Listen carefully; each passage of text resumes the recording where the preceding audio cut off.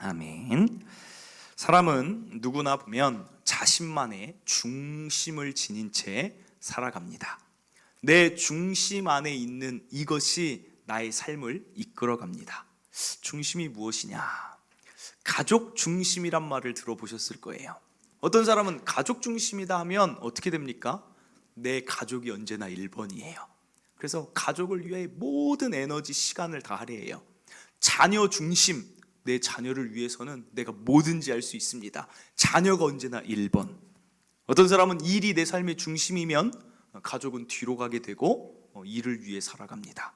그리고 돈이 중심이면 머릿속에 생각하는 것, 내가 보내는 시간, 모든 게 돈을 제일 앞으로 둡니다.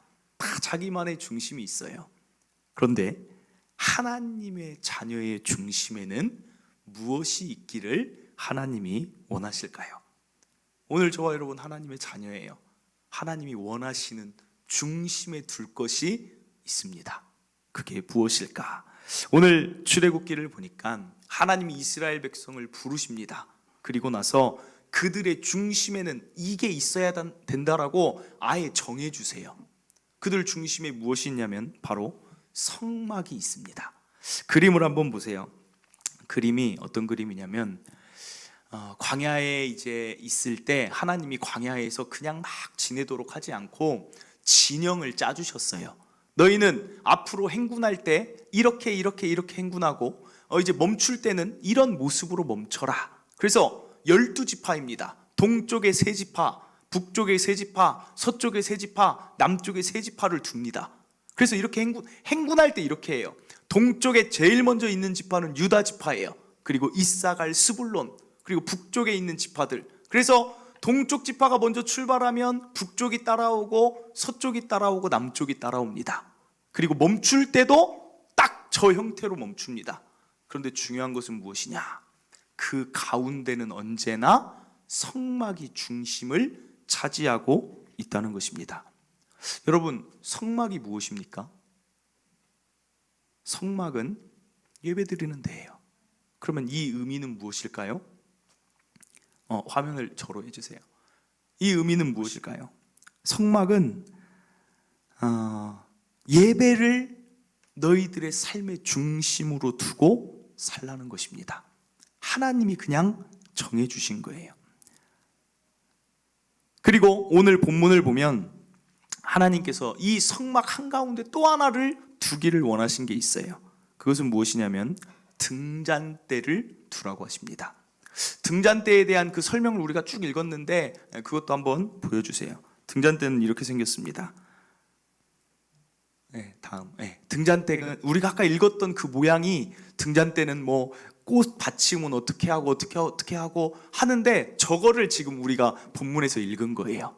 저렇게 생긴 것을 둬서 저기에 불을 7개입니다. 7개는 성경에서 완전수예요. 그것을 성막 안에 이제 불을 켜두라고 해요. 그러면 성막 안이 어떤 모습이 되겠습니까? 빛이 언제나 환하게 비춰줘요. 하나님은 왜 이것을 이렇게 할까? 저 불은 절대 끄지 말라고 하세요. 하나님이 등잔대의 불은 언제나 켜져 있게 하라. 끄지 말라. 이 불이 무엇을 의미하냐? 이사야 45장 19절입니다. 나는 감추어진 곳과 깜깜한 땅에서 말하지 아니하였으며 야곱 자손에게 너희가 나를 혼돈 중에 찾으라고 이르지 아니하였노라. 여기를 보면 하나님 계신 곳의 특징은 무엇이냐면 하나님은 캄캄한 곳, 즉 빛이 없는 곳에 하나님 계시지 않아요. 그리고 감추어진 곳 계시지 않아요. 하나님은 언제나 어디에 계십니까? 우리가 찾을 수 있고 보일 수 있어요. 그 이유는 하나님은 빛으로 거하시기 때문입니다. 그러니까 이 등잔대의 빛이 상징하는 건 무엇이냐면 하나님이 이스라엘 자손과 함께 한다는 것을 계속해서 빛을 통하여서 하나님이 메시지로 내보내고 있다는 것입니다. 오늘 이스라엘 백성은 우리랑 조금 다른 게 있어요. 좀 특별합니다. 뭐가 특별하냐? 이들은 하나님이 빛으로 이 땅 가운데 임하시는 하나님의 현현이라고 해요. 신이 이 땅에 나타난 걸 본 자들입니다. 시내산에서 모세하고 하나님이 이야기할 때도 하나님은 이 땅에 내려오셨어요. 그럼 항상 같이 동반하는 게 여러 가지 자연현상이 있지만 빛과 함께 내려오시는 것입니다. 그러니까 이스라엘 백성은 빛을 보면서 하나님을 계속 떠올리게 돼 있어요. 그런데 이들은 지금 어디를 살고 있습니까? 광야에 살고 있어요. 광야는 어떤 곳인지 제가 설명을 드렸어요. 아무것도 없는 곳이 광야예요. 마실 물도 없고 먹을 것도 없습니다. 그리고 이들에게는 그 광야에서 어떤 생각이 들까요? 우리가 진영을 아무리 멋있게 짜봤자 200만 명인데 먹을 게 없어요. 광야는 늘 염려가 많은 곳이 광야예요. 그리고 가나안 땅을 하나님이 주시겠다고는 했는데 이스라엘 백성은 가진 무기도 없습니다. 가나안 땅 어떻게 들어갈 거예요? 전쟁을 해본 경험도 없어요. 이 노예들은 어떻게 할 거예요? 염려, 미래에 대한 불안, 그게 광야의 삶이라는 거예요. 그런데 그들이 광야를 바라보다가 자신들의 진영의 중심을 바라보면 언제나 무엇이 있습니까? 성막이 있고 그 성막에 불빛이 환하게 켜져 있어요. 그걸 보면서 무엇을 느낍니까? 광야에 아무것도 없는 게 아니구나. 우리를 애굽의 열재앙 가운데 인도하여 내신, 출애굽하게 하신 하나님이 있지, 이것을 다시 기억하게 하는 장치가 바로 성막이고 빛이고 예배라는 사실입니다. 사랑하는 성도 여러분, 하나님이 왜 그리스도인, 하나님의 자녀의 삶의 중심에 교회, 그리고 교회에서 드리는 예배를 중심으로 두라 말씀하신 이유는 무엇이냐면, 하나님은 아십니다. 저와 여러분이 광야의 삶을 살고 있다는 걸 알고 계세요. 우리가 얼마나 잘 지칩니까? 아침에 일어났는데 그런 날 있죠. 그냥 기분 좋은 날 있어요. 잠을 푹 잤나? 기분이 참 좋다. 그런 날이 있습니다. 그런데 그 기분이 하루 한순간에 사라질 수 있어요. 어떻게 해요? 부부끼리 대화하다가 뭐가 툭 기분이 상해요. 그러면 그냥 기분이 나쁜 거예요. 제가 오늘 아침에 일찍 일어났어요. 그리고 싸운 거 아닙니다. 기대하면서 듣지 마세요. 막 하다가 화장실에서 이제 다 막 준비하고 머리에 스프레이도 막 뿌리고 막 오늘 좀 설레이더라고요. 사실 오늘 성도들을 또 이렇게 만난다는 게 너무 설레어서 막 머리에 스프레이도 뿌리고 막 몇 번씩 거울을 확인하고 그랬는데, 이제 화장실에 제가 오래 있다 보니까 저희 사모가 들어왔어요. 그래서 빨리 나가줘야겠다 하고 이제 나가다가 제가 나가면서 불을 껐어요. 그냥 생각 못하고. 그랬더니 갑자기 누군가 막 쫓아오더니 왜 불을 껐어? 그래서 내가 껐나? 그냥 나도 모르게 나오면서 끈 건데, 나 건드리지 마 그러면서. 장난이죠. 장난이지만 그게 장난이 아니고 저도 기분 나빴으면 또 그렇게 되는 거예요. 우리가 사는 삶이 어떻게 보면 늘 막 그냥 곳곳에 뭔가 폭발할 것들이 늘 있어요. 염려될 게 늘 있어요. 뉴스를 봐도 어떤 성도가 그래요. 저도 요새 그래요. 뉴스를 중요한 거 한 번만 보지 더 안 봅니다. 왜요? 보면 염려할 거리만 많아요. 국민연금 들어야 돼요? 안 들어야 돼요? 각자 판단이지만 뉴스에 뭐라고 나와요? 국민연금 지금 넣는 사람들 나중에 못 받는다. 그러니까 넣으면서도 걱정되기도 해요. 나중에는 다 그게 없어질 거다. 막 이런 말들이 있어요. 우리 삶이 보면 염려할 것이 많아요. 그 당시에 출애굽한 이스라엘 백성이 광야에 사는 줄 알았지만 사실은 저와 여러분의 삶이 광야와 다를 바가 없다는 것입니다. 염려도 많고 감정 기복도 심하고 지치기도 잘 지치고, 그런 우리에게 하나님은 너희 삶의 중심에 예배가 있어야 된다, 이 말씀을 하고 계신 것입니다. 예배 가운데 저희들이 나와 있으면 어떻게 됩니까? 그 예배 가운데 어떤 일들이 벌어집니까?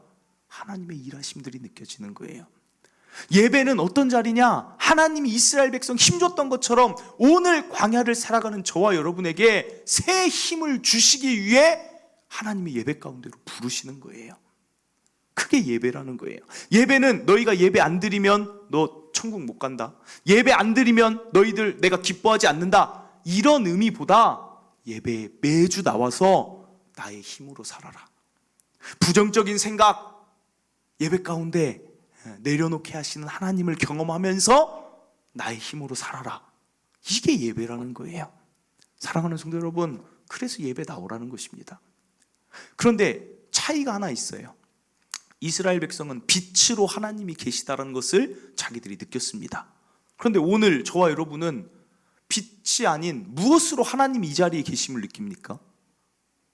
여러분, 교회 나오면 말씀에는 이렇게 돼 있습니다. 두세 사람이 내 이름으로 모인 곳에 나도 그들 중에 있느니라라고 하나님이 말씀을 아예 하셨어요. 그러니까 오늘 여기에 김태훈 목사와 여러분들 성도들만 있는 게 아니라 지금 이 자리에 하나님 와 계십니다.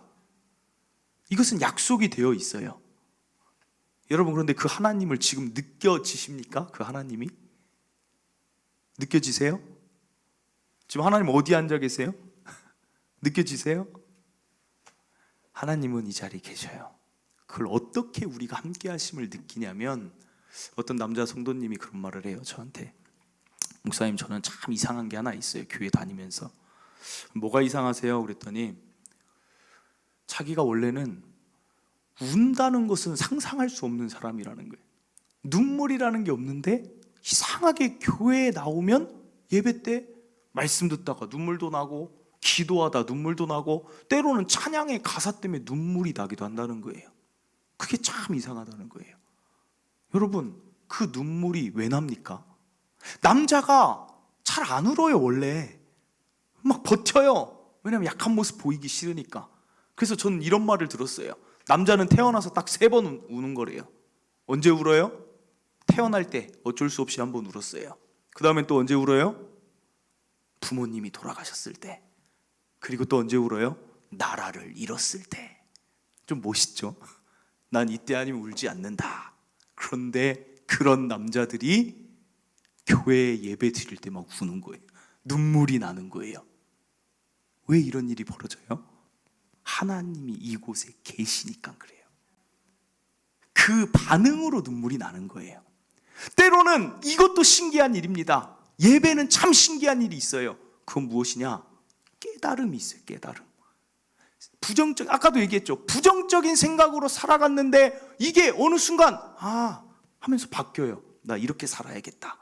결단을 막 합니다. 염려, 나 이거 내려놓을 거야. 이 생각 더 이상 하지 않을 거야. 이게 왜 신기하고 놀라운 일인 줄 아십니까? 사람이 한 30대 정도 되잖아요. 한 20대부터 그래요.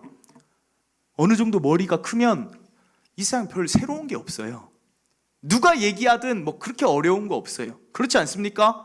어느 시점 되면 10대, 고등학생, 중고등학생만 돼도 어느 시점 되면 별로 깨달을 거 없어요. 제가 세미나를 가요. 4박 5일짜리 세미나, 2박 3일, 1박 2일 세미나, 어떨 때는 당일 세미나, 하루 종일 어떤 강사가 이야기하는 거 듣고 돌아설 때 어떤 말을 합니까? 별로 들을 게 없네. 별로 뭐 특별한 거 없네. 이럴 때 많이 있지 않습니까? 여러분, 직장에서 어디 연수 가잖아요. 어디서 교육 가도 우리 생각에 뭔가 대단한 전환이 되는 그런 것을 그렇게 많이 깨닫지 못해요. 그런데 예배는 말씀 해봐야 한 30분이에요. 일주일에 30분. 예배 시간 전체 해봤자 일주일에 1시간이에요. 1시간. 그런데 그 1시간 가운데 여러 가지를 깨달아요. 그리고 심지어 어떨 때는 내 잘못을 인정해요. 그 시간에. 이게 누가 하시는 것입니까? 하나님이 이 자리에 계시니까 여러분의 생각을 터치하고 마음을 터치하면서 변화를 시키는 거예요. 그러니까 예배가 얼마나 놀라운 시간이고 하나님이 함께 하시는 시간입니까? 그래서 예배를 중심에 두고 살라는 거예요. 사랑하는 성도 여러분, 저는 그래서 하나님 안 믿는 사람들이 참 불쌍하다 그런 생각을 해요. 사람은 잘 안 변한다고 합니다.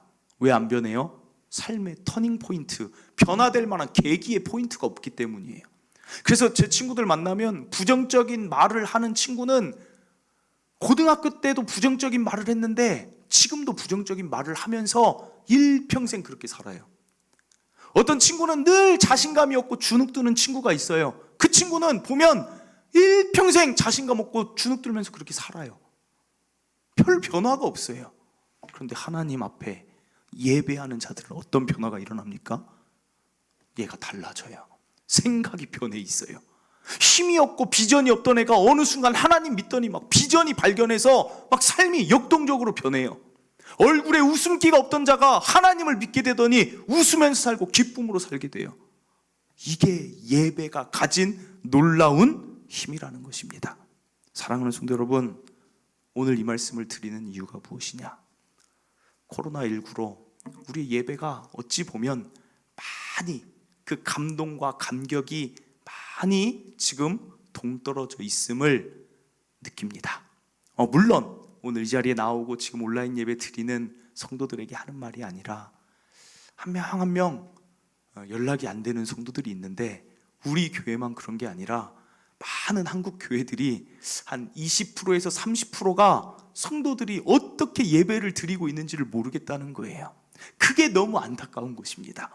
예배만큼 좋은 게 없는데 예배를 떠나서 좋다라고 생각하는 게 참 안타깝다. 가정이 무슨 일이 있어요. 그런데 예배에 같이 나오다 보면 어느 순간 가정의 문제가 해결되는 게 예배예요. 자녀가 꿈이 없어요. 그런데 예배를 잘 드리다 보면 자녀가 꿈을 갖고 살아가는 게 예배예요. 내 마음에 낙심이 가득했는데 예배 한번 잘 드리면 내 마음의 소망으로 돌아가는 게 그게 예배라는 거예요. 저와 여러분은 예배의 중요성을, 예배의 놀라운 힘을 아시고 예배 중심으로 살아가시길 간절히 바랍니다. 여러분 중심에 오늘 한번 생각해 보세요. 여러분 삶의 중심에는 무엇이 있습니까?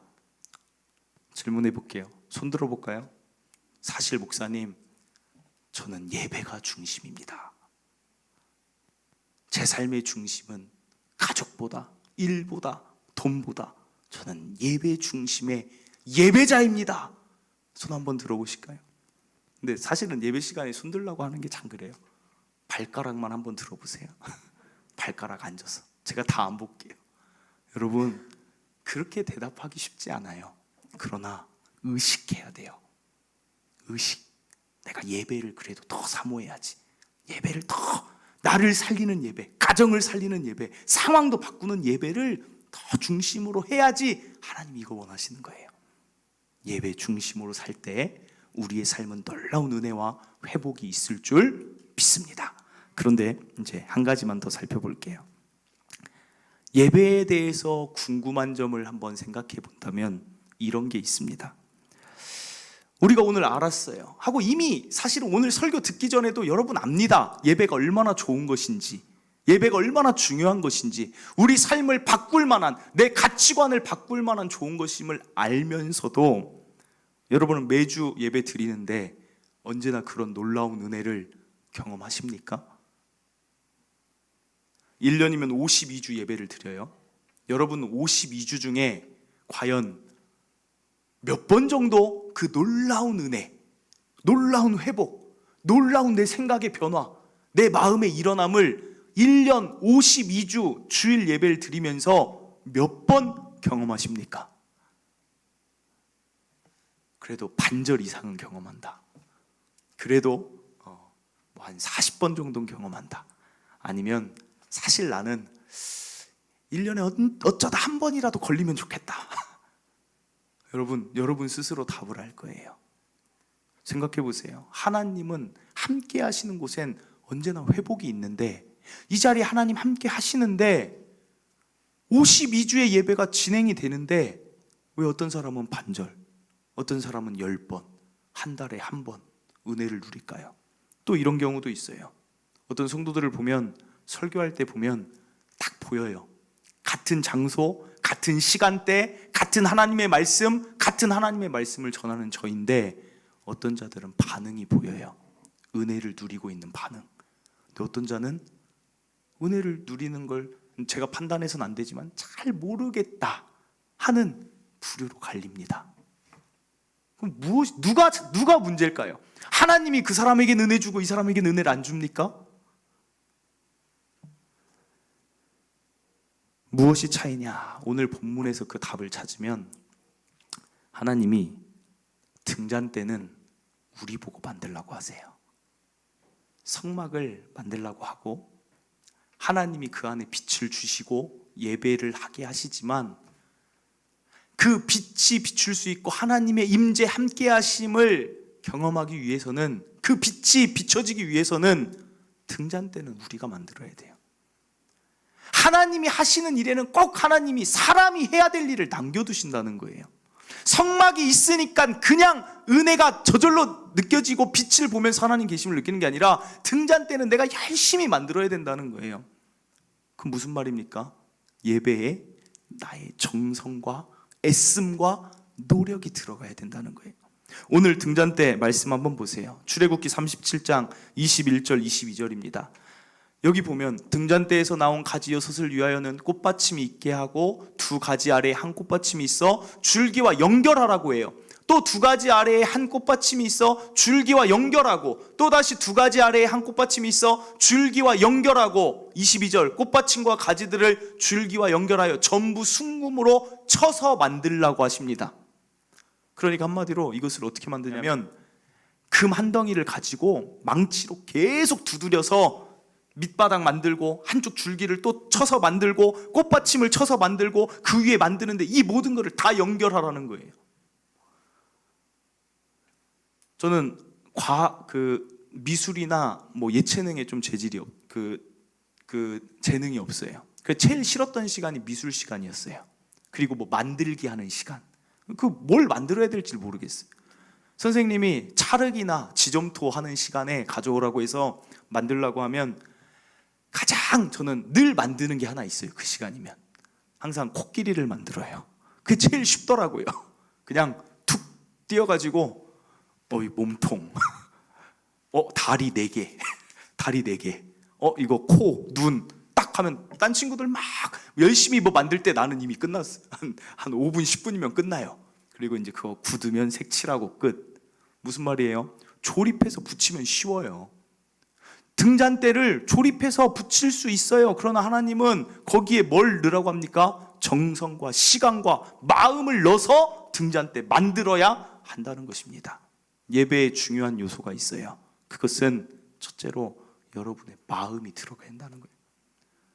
왜 내가 다니는 교회가 똑같고 내가 다니는 목사님이 똑같고, 그런데 왜 어떤 때는 은혜가 있고 어떤 때는 은혜가 없느냐? 내 마음이 준비되면 하나님의 은혜를 채워주시고, 때로는 내 마음이 준비가 안 돼 있으면 거기에 은혜가 없다는 거예요. 나사로를 살릴 때 하나님이 어떻게 하시냐면, 예수님이 그냥 살려주실 수 있어요. 죽은 지 나흘이나 됐는데 그냥 살려주질 않아요. 그럼 꼭 어떻게 하느냐? 마음을 체크한 다음에 살려주세요. 마르다를 부릅니다. 내가 너희 오라비 나사로를 살릴 것을 너는 믿느냐? 내가 큰 일을 행한다는 것을 너는 믿고 있느냐? 기대하느냐? 놀라운 일이 일어날 것을 너는 믿고 있느냐? 이것을 꼭 점검하세요. 마음을 체크하신다는 거예요. 여러분, 오늘 교회 나올 때 여러분 어떤 마음으로 나오셨어요? 마음을 체크해 보세요. 여러분 기대하는 마음이 있습니까? 오늘 예배 때 어떤 말씀이 임할까? 오늘 말씀 가운데 예배 드릴 때 하나님이 나의 부정적인 생각을 어떻게 변화시키실까? 내가 이번 주에 참 힘든 일이 있었는데 예배 가운데 하나님은 내 마음에 어떤 평안을 주실까? 라고 예배를 기대하고 준비하고 예배를 사모하는 자에게 하나님이 일하신다는 사실입니다. 마음 준비하세요. 마음. 온라인 예배도 마찬가지예요. 온라인 예배 하나님 받으실까요? 안 받으실까요? 그 답은 어디서 찾아야 돼요? 온라인 예배를 드려도 그 마음이 준비되면. 마음이 준비된 자들은 태도가 달라요. 어떻게 다릅니까? 태도에서 나타나요. 그 마음은 이 시간에 토요일 날부터 드러나죠.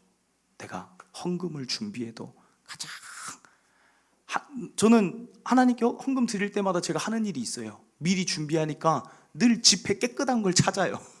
가장 깨끗한 거 드려야지. 어떤 게 깨끗한가 막 비교해봐요. 혹시라도 조금 구겨져 있으면 빼고 가장 깨끗한 거 준비해요. 헌금뿐 아닙니다. 내가 입고 가로 늘 말씀드리잖아요. 하나님이 나한테 어떤 은혜를 주실지가 사모하니까 내가 오늘 어떤 옷 입고 가야지, 어떤 넥타이를 차고 갈까 미리 다 해서 조금이라도 구겨져 있으면 다 다릅니다. 하나님 앞에 최고 좋은 모습으로 다 올라가야지. 성도들 제일 좋은 모습으로 내가 앞에 나가야지. 태도가 다른 거예요. 토요일 날 늦게 잘 수 있습니까? 늦게 잘 수가 없어요. 물론 자녀를 키우다가 어쩔 수 없이 하는 건 이해가 되지만, 내가 내일 하나님 앞에 은혜 받고 달라지면 내 삶이 완전히 변화될 수 있는데, 내가 어떻게 하나님 앞에 나가는데 게을릴 수 있겠습니까? 내 몸의 컨디션을 내가 준비하지 않을 수 있겠습니까? 온라인 예배여도 하나님 예배 받으세요. 어떻게 하면 받으십니까? 예배 시작하기 전에 최고의 마음으로, 가정에서 예배 드려도 최고의 찬양으로 입을 벌려서 하나님 찬양하고, 말씀 들을 때 주변이 시끄러워도 최고의 집중을 해서 하나님을 바라보면 하나님이 그 예배에 어찌 은혜를 주시지 않겠습니까? 여러분, 마음 준비합시다. 그리고 둘째는 무엇이냐? 하나님 예배의 은혜를 누리기 위해서는 순종이 늘 따라가야 돼요. 순종, 행함이. 이건 무슨 말이냐면, 베드로의 이야기가 참 적절한 예예요. 예수님이 베드로에게, 밤이 새도록 수고한 베드로의 배에 예수님이 알아서 물고기를 채워주실 수 있어요. 그분의 능력이라면. 그런데 예수님은 꼭 말씀하세요. 깊은 곳에 가서 그물을 던져라. 베드로가 먼저는 뭐가 필요합니까? 마음이 필요해요. 마음을 준비해야 돼요. 그래, 예수님이 깊은 곳에 가서 그물 던지라면 내가 던져야지 라고 마음을 준비했지만, 결국은 어디까지 나아가야 돼요? 그 놀라운 물고기가 잡히는 그 회복의 은혜를 경험하기 위해서는 어디까지 나아가야 되냐면, 깊은 물까지를 가야, 그물을 던져야 고기는 나온다는 거예요. 이해되시죠? 오병이어의 기적도 예수님이 이렇게 말씀하세요. 먹을 것은 너희가 줘라 그래요. 사람들이 마음속에 수많은 마음이 생깁니다. 우리가 먹을 게 어디 있어? 마을에서 살려고 해도 돈이 어디 있어? 그런데 그때 그 말을 듣고 한 소녀가, 맞아, 예수님이 먹을 걸 주라고 했으니까 이 작은 물고기 2마리와 보리떡 5개도 예수님이라면 어떻게 하지 않으실까? 라는 생각에 그친 게 아니라 이제 그걸 갖다 드리는 거예요. 즉, 깊은 물에 가야 되고 내 거를 드려야 되고, 포도주가, 물이 변하여 포도주가 될 때도 어떻습니까? 하인들이 항아리 어기까지 물을 채우라 할 때 하인들이 말이 안 되는 얘기잖아요. 그래도 한번 채워보는 거예요. 그때 물이 변하여 포도주가 돼요. 그런데 그때도 물이 변하여 포도주가 됐는지 안 됐는지 몰라요. 연회장에게 떠서 갖다 줘라. 하인들 자신들이 물을 채웠어요. 물을 갖다가 연회장한테 주면 그게 여전히 물이면 어떡할 거예요? 그러나 갖다 줄 때 포도주가 된 거예요. 예배의 은혜를 왜 우리가 더 놀라운 회복된다고 하고 변화된다고 하고 말씀을 하는데, 왜 우리의 삶은 예배를 드렸는데도 그대로냐? 왜 예배를 드렸는데도 놀라운 변화가 없냐? 예배 그 후가 또 중요하다는 거예요. 예배 드리기 전에 나의 마음, 예배 드리고 나서 나의 예배 때 깨달았던 것, 예배 때 결단했던 것을 가지고 깊은 물까지 나가야 예배의 은혜가 완성이 되는 것입니다. 만약에 베드로가 깊은 물가까지, 깊은 물이라는 게 그거예요. 내가 배를 돌려서 이 물 앞쪽에 가면 그건 깊은 물이 아니에요. 깊은 물이라는 것은 저 안까지 들어가야 돼요. 베드로가, 맞아, 예수님 이분은 범상치 않아, 한번 해볼까? 했는데 깊은 물까지 가려니까 얼마나 피곤해요. 안 되겠다. 내가 어제 한숨도 못 잤는데 여기까지만 해야겠다. 깊은 물까지 차마 못 가겠다. 좀 나은 사람은 얕은 물이라도 좀 던졌다 가자, 신용이라도 하자, 그럴 수도 있죠. 그러나 예수님 원하는 건 뭐예요? 깊은 물까지 가서 그물 던지라는 거예요. 거기까지 우리의 순종. 하나님 말씀하세요. 깨닫게 하십니다. 예배 때 여러분의 지금 머릿속에 수많은 깨달음을 매주 주세요. 너 기도하면 그거 풀린다라는 깨달음이 때로는 올 수 있어요. 너 그 사람 용서해야 너가 지금 힘들어하는 그 관계 풀린다라고 하나님이 나한테 말씀을 하세요. 각자 여러분 머릿속에 다 말씀을 주시는 게 있어요. 그게 깊은 물에 가서 고기를 던지라는 거예요.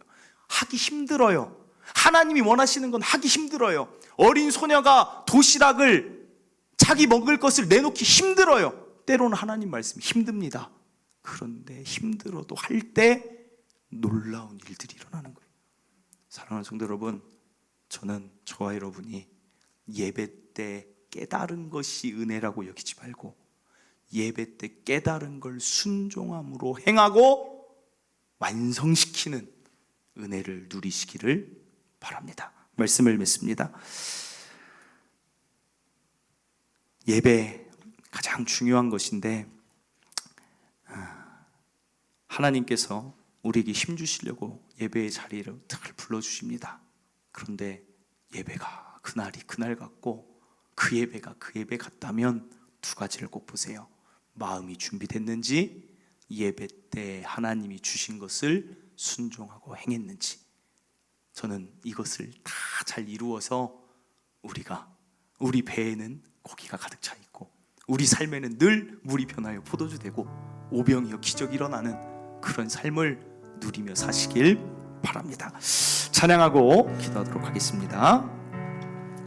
주님 이곳에 우리와 함께 하시네. 찬양 부르겠습니다.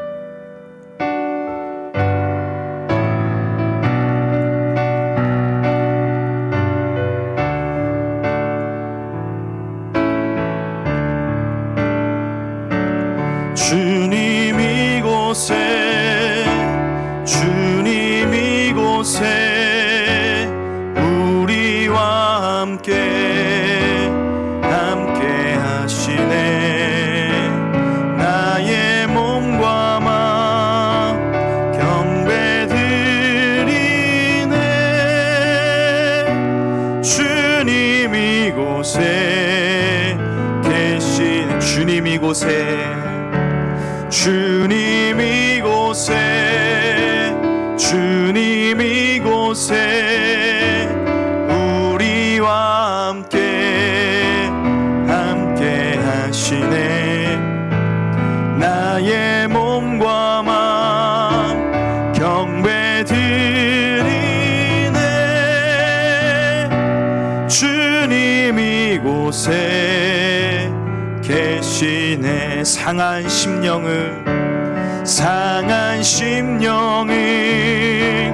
위로하시며 병든 우리 몸 고쳐주시네. 결박을 끊고 자유 주시네. 주님 이곳에 계시네. 아멘. 사랑하는 성도 여러분, 예배는 우리의 상한 심령을 위로하시기 위해 하나님이 주신 것입니다. 우리의 병든 몸도 예배 잘 드리고 하나님은 내 몸 치유하실 수 있어, 그렇게 믿고 나아오는 자는 치유함을 받습니다. 어려운 상황 가득해도 우리가 하나님한테 어떻게 보이느냐, 하나님께 어떻게 그 하나님을 존중히 여기느냐, 그것에 따라 하나님이 일하십니다. 사랑하는 성도 여러분, 예배 잘 드려보세요. 우리가 좋아요. 우리가 그럴 때 우리가 예배가 너무 익숙해졌다는 것, 매너리즘이 문제일 때가 참 많아요. 이번에 올해 왔다가 얼마 교회를 한 4번인가 나왔어요. 태어나서 한 번도 교회 안 나온 그런 남자 성도가 교회 나왔다가 어제 이제 예배를 시작하니까 이제 생각이 나서 전화를 했어요. 내일 예배 시작하니까 나오세요. 그랬더니 아유 목사님 어떡하죠? 제가 원주로 또 일 때문에 가게 됐습니다. 그래서 그런데 그분이 말하는 게 어떤 말이냐면 너무 교회를 떠나는 걸 아쉬워해요. 아니 딱 4번 교회 와서 우리 교회 4번 예배 드렸어요. 그리고 이제 온라인으로 드렸어요. 태어나서 한 번도 교회 안 다녔던 자가. 근데 그렇게 아쉬워하는 거예요. 왜 아쉬워합니까? 그분이 경험을 한 거예요. 내 마음대로 변하지 않는 내 생각 속에 살다가 하나님께 예배했더니 부정적인 내 생각이 바뀌는 게 너무 좋은 거예요. 염려했던 내 그 염려가 사라지는 게 예배 드리니까 너무 좋은 거예요. 그러니까 교회 떠나기가 너무 아쉬워요. 그게 예배예요, 여러분. 우리는 너무 좋은 것을 누리면서도 때로는 이게 좋은지를 모르는 게 우리의 문제일 수 있습니다. 여러분, 예배를 사랑해 보시고 예배 때 그래 좋은 말씀이야로 그치지 마시고 예배 때 주신 깨달음을 한번 해보세요. 하나님이 어떻게 일하실지. 오늘 말씀 듣고 마음에 치는 부분, 내가 준비를 못했군요. 내가 예배 때는 참 은혜 받았는데 이것을 행하지를 못했군요. 그렇다면 그 부분을 하나님께 기도하시길 바랍니다. 주여 한번 외치고 기도하도록 하겠습니다. 주여, 하나님 아버지 기도합니다.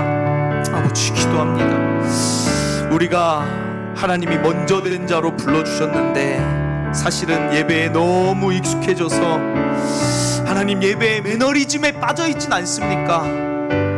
예배 좋은 말씀이야, 예배 때 그 말씀대로 사는 거 참 좋지로 끝나고 월요일은 내 삶으로 그냥 돌아가지 않습니까? 깊은 물까지 나가야 되는데 늘 얕은 물에서 멈춰 있으면서 힘드니까 여기까지만 할게요.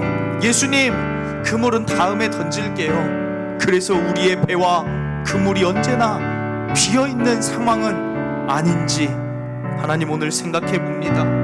내가 예배를 정말 나의 삶의 회복의 수단으로, 회복할 수 있는 기회로, 터닝 포인트로 삼고 있는지, 등잔대를 정말 쳐서 시간을 들이고 공을 들여서 만들어서 빛이 비쳐야 하는데 그냥 횃불 하나 들고 와서 하나님 빛 여기 있으니 됐지 않습니까? 라고 하진 않는지 하나님 기도합니다. 우리가 예배가 회복되게 하시고 그것은 모임의 회복이 아니라 마음의 회복이고 순종과 행동의 회복이 진정한 예배의 회복이니 그 회복을 우리 성도들에게 허락하여 주시옵소서. 아버지, 일하여 주시옵소서. 하나님 감사합니다. 코로나19로 우리의 예배가 많이 무너져 있음을 고백합니다. 하나님, 모여서 예배하니 이렇게 좋습니다. 하나님 은혜 주시옵소서. 그러나 더 크게 은혜 주셔야 할 것은 예배를 대하는 우리의 마음입니다. 예배를 대하는 우리의 태도입니다. 이 예배가 얼마나 나에게 중요한 것인지를 깨닫는 그 회복이 있어야 할 줄 믿습니다. 더 준비하게 하여 주시옵소서. 하나님께 예배 드리는 게 너무 기쁘게 하여 주시옵소서. 하나님이 나에게 어떤 은혜 주실까 사모하는 마음 있게 하여 주시옵소서. 하나님, 마음의 회복과 더불어 우리에게 순종의 회복이 있게 하여 주시옵소서. 어느 시점이 되면 우리는 하나님 말씀을 너무 잘합니다. 너무 많이 들었습니다. 기도하라는 말씀 귀에 못이 박히도록 많이 들었습니다. 용서하라는 말씀 귀에 못이 박히도록 많이 들었습니다. 그래서 우리는 기도 좋은 거야, 용서해야지 예배 때 결단하고 깊은 물까지 가지 않을 때가 많이 있음을 부족하지만 고백합니다. 하나님, 깊은 물까지 가서 하나님이 원하시는 것을 순종해내고 우리의 그물과 우리의 배에 많은 고기가 채워지는 예배의 놀라운 은혜 경험하며 사는 모든 성도들 되게 하여 주시옵소서. 이제는 우리 구주 예수 그리스도의 은혜와 하나님 아버지의 영원하신 사랑하심과 성령님의 교통하심이 내 삶의 중심에 예배를 두겠습니다. 마음과 순종으로 나아갑니다. 기도한, 결단한 모든 성도들 예배자 위에 지금으로부터 영원토록 함께 있을지어다. 아멘.